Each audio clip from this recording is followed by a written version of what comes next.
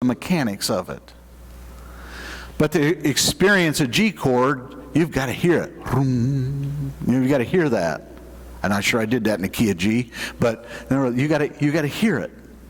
And there are vibrations, and you feel that, and you sense it.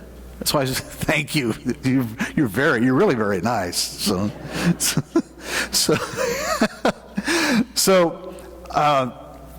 and so that's the same with grace. You can explain it all you want, but there comes a point in time where to really experience it, you must experience it. It must be something that, and so that's a challenge. To say something is, you have to feel it. That's a challenge for men, and particularly a challenge for this guy. All right. So I'm just giving you that little disclaimer up front. So that's a little the front porch before we go into the message itself. So the situation is this: Onesimus, who had been a slave, Onesimus had got himself in quite a pickle. He had run away from his master, who was Philemon, and he had gone to Rome. And while he was in Rome, he somehow or another, this is another way how grace works, somehow or another he became acquainted with the Apostle Paul, who was in jail. Now, how all that came about, I don't know. We're not told. But while he became in contact with Paul, and runaway slaves are subject to death. They have no rights.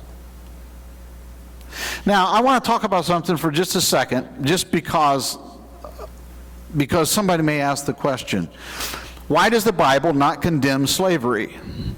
And probably back in colonial times and before the Civil War, there's probably people who would make the argument that slavery was not condemned in the Bible.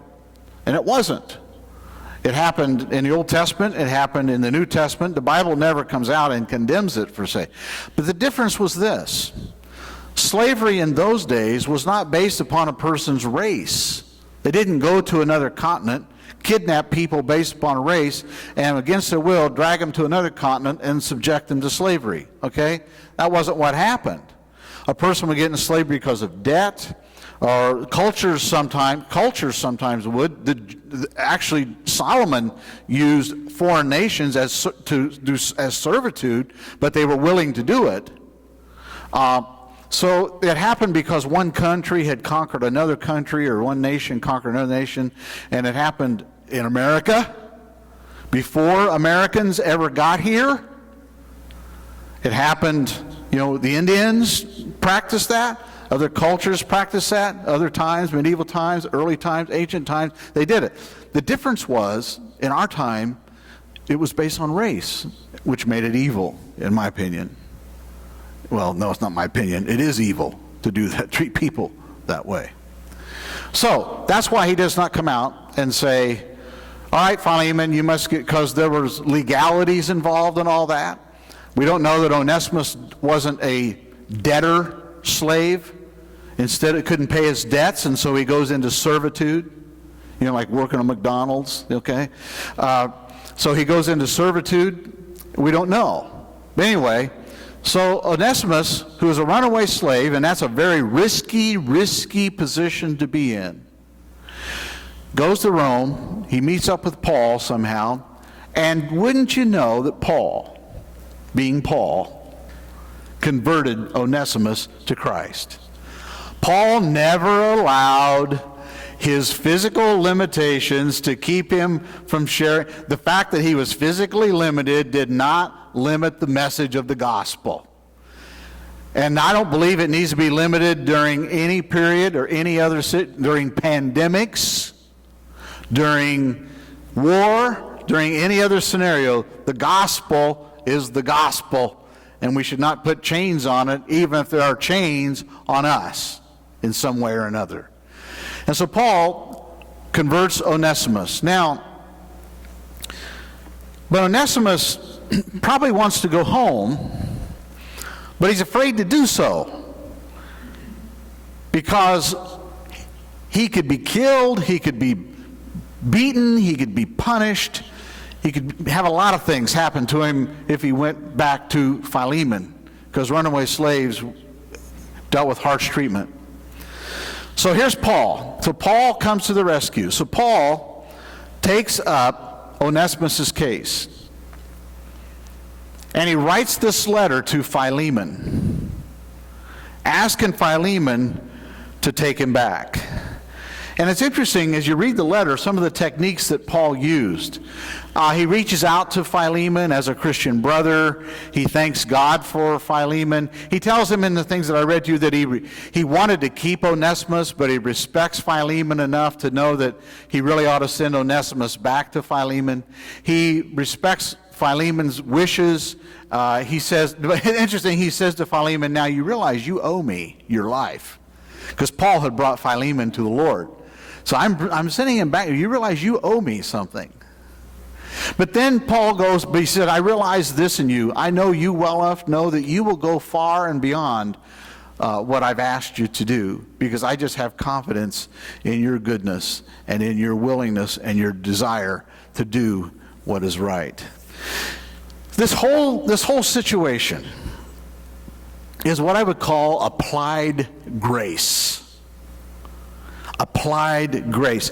It's an example of what grace is all about. And you got to feel the situation for each one of the characters to really experience it. But by applied grace, what I'm talking about, I want to define it. Applied grace is how our new relationship with Jesus, go ahead and put it on screen, how our new relationship with Jesus changes the dynamics in our other relationships. And that's what grace does. Now, this word grace is an interesting word, and it only appears twice in this letter. And I didn't catch this at first, but then reading it more, I saw it.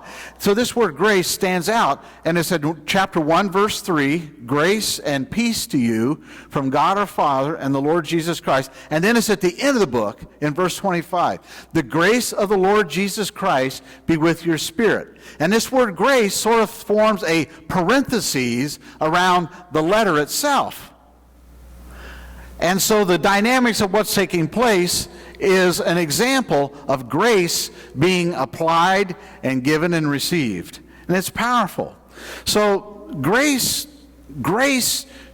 changes the dynamics of the relationships between these people in this particular letter. For instance, when I'm saying grace, I say when Onesimus got saved and entered into a new relationship with Christ, that changed the dynamics of the relationship between Paul and Onesimus, between Paul and Philemon, and between Onesimus and Philemon. It's just gone, it changed the dynamics of how they all related to one another, because one of them got saved. It's powerful. So it changed the relationship between Paul and Philemon, because now that Onesimus was a Christian, Paul and Philemon, it's not just Paul and to his brother Philemon, his Christian brother Philemon, and Philemon has his slave. No. Now, Paul and Philemon, I'm doing that backwards, Paul and Philemon are older brothers. They have a younger Christian brother that they are both responsible for. The dynamics of the relationships have changed. It's powerful. Do you catch that? It's also the same between Philemon and Onesimus. It's no longer just a master and a slave relationship. But now Philemon not only has a slave, but this slave is now a Christian brother. And as a Christian brother, Philemon has a greater responsibility than even before. Not that he shouldn't have treated him well before, but he has a greater responsibility than he ever had to show this young Christian how to be a Christian in this world. And the relationship has changed between Onesimus and Philemon. It's no longer just Onesimus being a dutiful servant, probably he's obviously an unwilling one, or he wouldn't have ran away in the first place. But no longer is it Onesimus being an unwilling, dutiful servant to his master, but now Onesimus has a responsibility to help his Christian brother conduct his household in a mannerly and orderly and godly way. And so Onesimus cannot just run away again, because now he has an obligation to his Christian brother who is his master. He has an obligation to him as my older brother in the Lord. You see, the dynamics completely changed. And all these changes that take place in a relationship take place because each one of them, first of all, had a relationship with Jesus. And the grace relationship with Jesus changed the dynamics of all the relationships that they had with each other. And and this is the thing about grace. Grace, it just messes everything up. Grace just messes everything up, doesn't it? It overturns the old rules. It changes the order of things. It realigns relationships. It ignores certain boundaries and creates other boundaries. It's crazy stuff.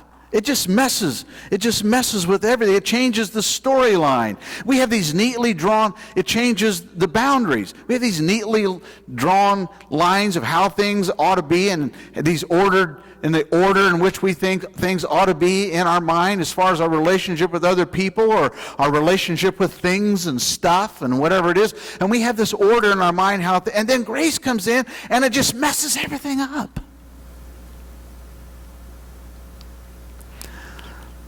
I've seen some crazy things happen because of grace.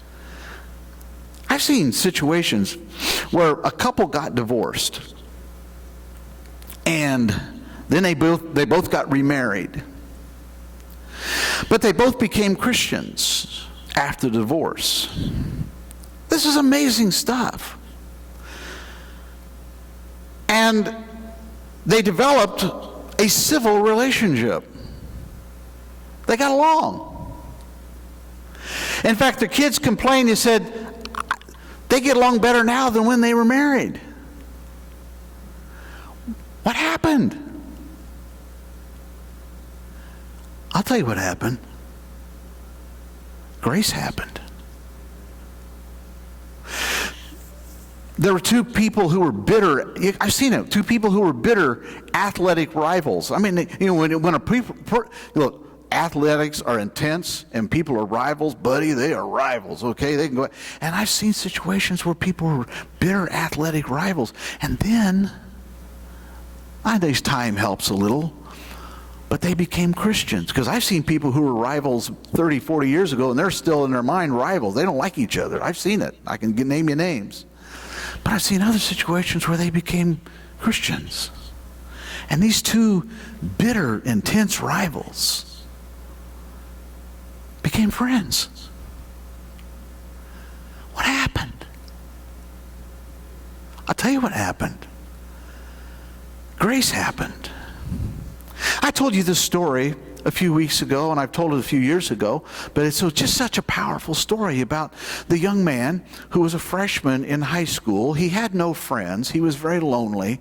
And one day he was on his way home, and he had a whole stack of books that he was taking home for the weekend. And on his way home, he dropped the books, and some of the other students kind of made fun of him, poked fun of him. But there was one student who was a good-looking, strong jock who was a fellow freshman with his, saw him dropped his books, came and helped him pick up his books and put them back, and then the jock said to him, "What are you doing this weekend?" "Well, I'm not doing anything this weekend." Well, some friends are come together at my house. Why don't you come over to my house tonight and just hang out with us? And so he did. Well, they liked each other. And they became good friends. In fact, they became best friends. And for the next 3 years, the nerd and the jock were best friends. And when they graduated, the first guy who was taking his books home was the valedictorian of the class, and he gave the valedictorian speech, and he said something that nobody else knew. And he referred back to that situation when he was a freshman and new at school. He said, "You don't know this, but I'd had it. I had cleaned out my locker. I was going to go home and end my life. And then my friend intervened, helped me pick up my books, befriended me, and saved my life." He said, "Nobody knew that until today." What happened? Grace happened. A little bit of grace happened. My daughter Jennifer, my middle daughter, and I, a few years ago, we were on our way back. I don't know where we had been. It was just the two of us, and we had been to Tampa or Sarasota or somewhere. We're heading back on I-75. And we decided to stop somewhere around Kings Highway in Port Charlotte area and get some gas and maybe get a little bit of lunch. And as we pulled off the interstate and we pulled down and we was going to go to the gas station, before we pulled into the complex where the gas station and McDonald's and a couple other places were, right there at the edge of the road by the gas station was a man with a sign saying homeless. I don't even think he had a sign. And Jennifer turned to me and we kind of had the same thoughts. You know, let's do something for him. And I know the story. I've seen it. I've been there. I know situations where people really abuse. They make a great living standing on street corners saying, you know, they work for. I've heard stories about that. But we decided, okay, let's do something. This guy just looks desperate. And so we got gas, and he was still there, and so we decided to drive through McDonald's, and we got him a big meal with a large drink. And I said, Jen, you can take it over to him if you want. I think that's how we worked it. And so we gave him, maybe we stopped and by the side of the road, and I don't know how we did it, and we gave him a meal. And there's a whole lot of reasons not to do that, but that day we just did. What happened? Grace happened. Grace happened. What happened in all of these things? What happened in the situation with Paul and Philemon and Onesimus? What happened in the situations that I just mentioned? What happened in all of those situations was this. Grace happened. Grace happened. See, grace crosses boundaries that are not supposed to be crossed. Grace defies logic. We have these neat lines of demarcation drawn up where, you should live here, and you should live here, and you should act this way, and you should act this way. And we have these neat lines of demarcation drawn up about how we think reality ought to be, and how people ought to be, and how they ought to live, and all this. And grace comes in, and it ignores all of those boundaries. Grace comes in, and it creates a new reality. Not based upon the artificial values that we have created reality on, but based upon the love of God. Some of these sermons, they're like songs. I've never written a song, but I've listened to songwriters talk, and I kind of get the feeling, the same thing when doing sermons. Sometimes you write a sermon, I think I create the sermon. But I realized that other times the sermon created itself. It's almost like it was just standing there being ready to be discovered, and somehow in the mercy of God He allowed me to see these things, and it's almost like it existed before. It's just strange. But preachers are strange, and so you can just bear with me on that. We like barbecue and baseball and things like that. Anyway, when I think of grace, I was thinking about grace. For some strange reason, I think of Uncle Bob. My Uncle Bob, he was my aunt's second husband. They got married when I was about 6 years old. I don't think Uncle Bob was ever a Christian. I don't know. But I do know this, that he knew how to exercise grace. Uncle Bob worked on the railroad, and he worked hard. And then when we get off of work from the railroad, he and my aunt lived on a farm, and they had a large chicken egg business. They had like 3,500 chickens. That's a lot of chickens. So when Uncle Bob would get off work from the railroad, he would come and work in the chicken house. And that picture is from my aunt's funeral a couple of years ago, that the newspaper had done an article on him a few years before. Uncle Bob died, I think, in 2010. And my Aunt Dorothy died in 2018. So my Uncle Bob would go out to the chicken house and work with the chickens all evening. And my aunt, her first husband, they had my two cousins, and my Uncle Bob and her had my other cousin later, Mary Jo. But anyway, my Aunt Dorothy's, her first husband, named George. And George would come out to the farm and pick up my two cousins and take them and spend time with them. And then he would, when he was done, he'd bring them back home. But he wouldn't go home. He went out to the chicken house and drank beer and visited with Uncle Bob. Now, people who married the same woman normally don't get along. There's usually some degree of division there, you know. But not Uncle Bob. He befriended his wife's first husband, and so her first husband would go out to the chicken house, spend a few hours out there visiting with Uncle Bob.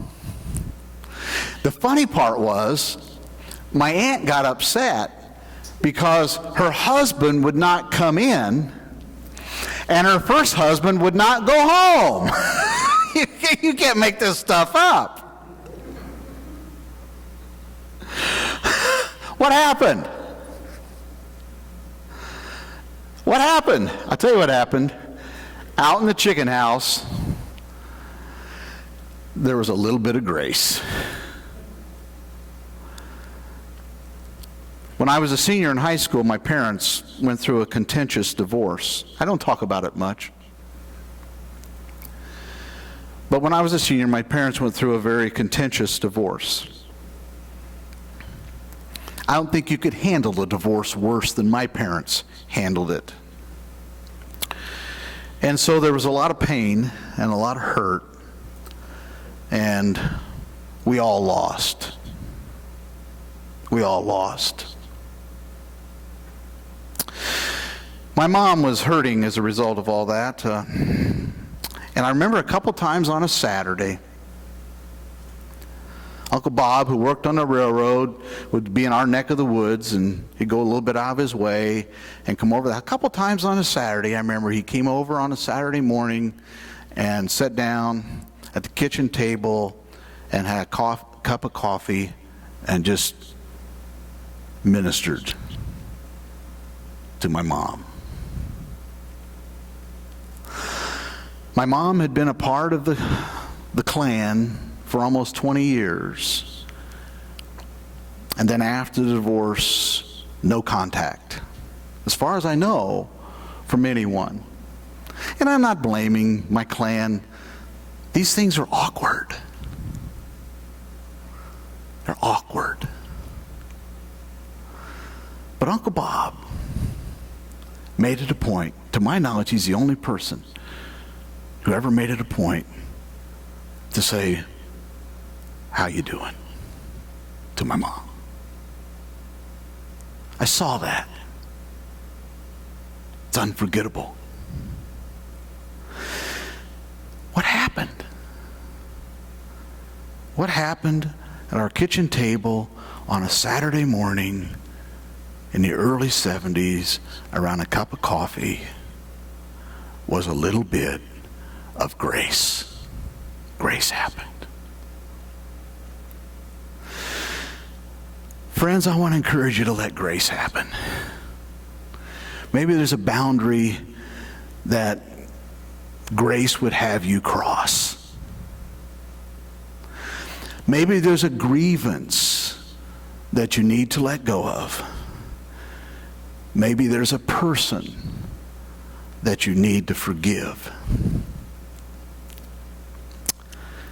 Is there a place in your life that you can see, or maybe it'll come upon you soon, there'll be a place where grace needs to be applied? Now, it won't smack you in the face when it comes, but you will know it when you see it.